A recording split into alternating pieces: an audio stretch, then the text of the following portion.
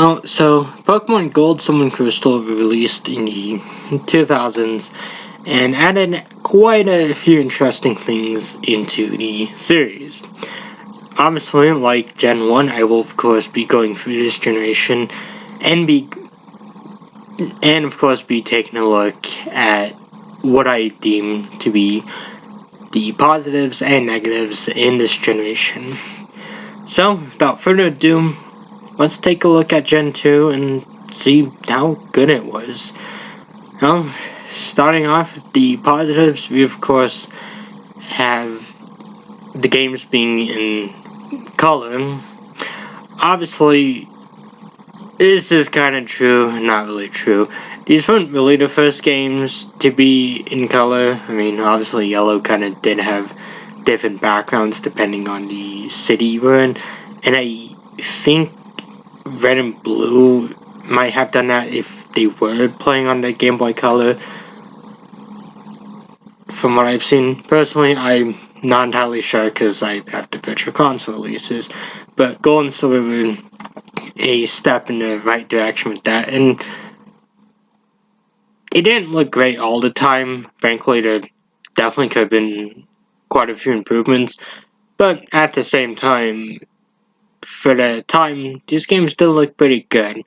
Obviously, next up is, of course, the Pokemon and the Johto region. Yeah, this is going to be a given on, like, any list. Personally, I really do like a lot of the Johto Pokemon.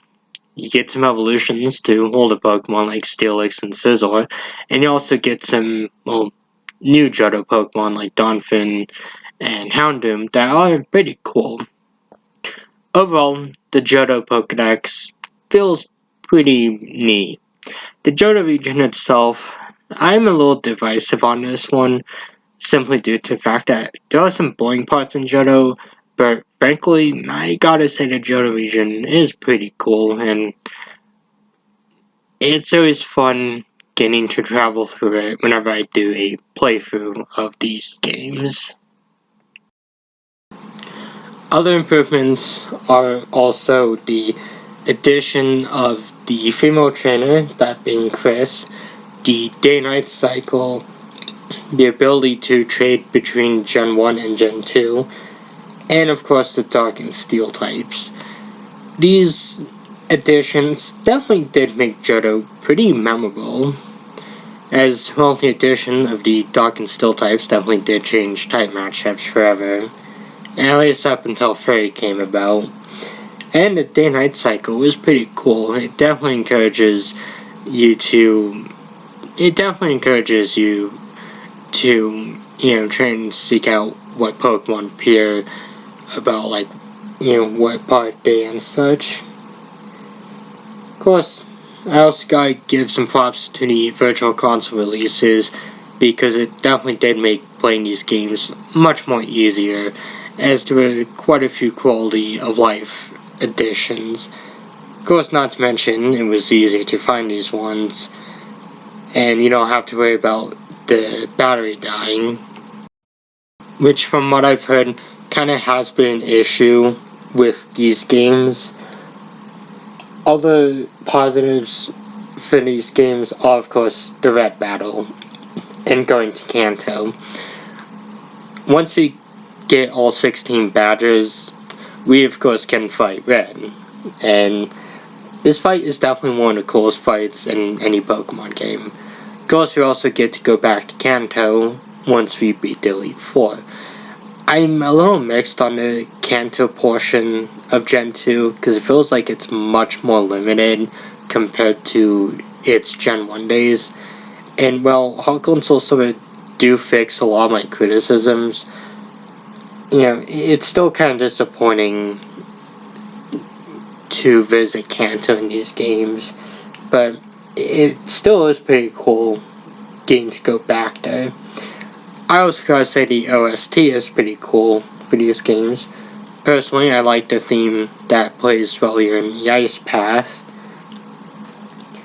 Of course, we also have one more positive, and that, of course, is the special split. Because in Gen 1, that kind of made some Pokemon OP. with the addition of special defense, yeah, it kind of nerfed some Pokemon, but overall, I feel like it definitely made the game a bit more enjoyable and a bit more balanced. And unfortunately, as with any Pokemon game, there is, of course, quite a few bad things about it. Starting off, we of course have several Pokemon being locked in the post-game. So Pokemon like Houndoom, Murkrow, and Slugma are of course locked in the post-game, which is kind of unfortunate because, well, by the time you get to the post-game, there might not really be much of a reason to pick up some of these Pokemon, which is kind of unfortunate in my opinion. I also gotta say that the level curve in these games is definitely bad too. This is something that has been argued about with these games and the remakes for quite a while, so I'll keep it short. The level curve, honestly, is just really bad. I feel like there could have been much more done with it, but considering that this is like a 20-plus-year-old game, there's really not much use complaining about it. I mean, they kind of did fix it a bit in Heart Gold and Soul Silver, as it feels like it's easier to get EXP in those games when compared to this one, but it's still an issue. We also have the fact that the Elite Four and, of course, the post game are too weak. I already said my criticisms with the post game, but the Elite Four, this is probably the weakest Elite Four in the entire series, in my opinion. None of them really provide too much of a challenge. And, well, yes, the remakes do fix that, which I'm thankful for. Compared to the Kanto Elite Four and eventually the Hoenn Elite Four, it's kind of depressing to see how weak the Johto Elite Four is. Of course, I'm skipping over the fact that the OG releases kind of had a limited time because I did kind of touch upon the fact that the batteries could die and kind of screw over your progress. Fortunately, that was fixed with the Virtual Console releases. I also would have to say that these games are somewhat kind of slow. No one really brings that up, but the older Pokemon games feel really slow when you're playing them. So that's unfortunate. Also, baby Pokemon being introduced. I mean, these are usually among some of the worst Pokemon, as I don't really feel like they add anything to the game other than just being dex filler. And of course, the final complaints I have with these games are, of course, the fact that, well, it's easy to get pirated versions of these games.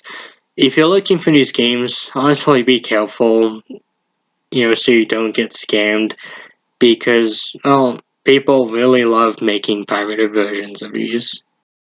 And if you're not careful, you can, be sucking into getting a fake cartridge. Of course, my final complaint is, of course, roaming legendaries.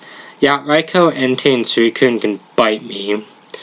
Like, the roamers are definitely among one of the worst things about Gen 2. But overall, that's all I really have to say about Gen 2. And personally, I really still do enjoy this generation. Even though there's a bit more criticisms with this one, it's still definitely a fun generation, and frankly, I recommend anyone play these games if they haven't already. Personally, Crystal is my favorite, followed by Silver and Gold. There were tons of fun Pokemon introduced in these games, and honestly, I've had a lot of fun playing them. And personally, I would love to see Nintendo port these to the Switch sometime. Obviously, I'll be covering the Gen 3 games next, and so on. So, obviously, these videos could probably be a bit more divisive in the future, but if you're interested in them, stay tuned, as I hope to shine some light on some interesting parts of the series. So, till then, goodbye. Thank you all for watching, and I'll see you all next time.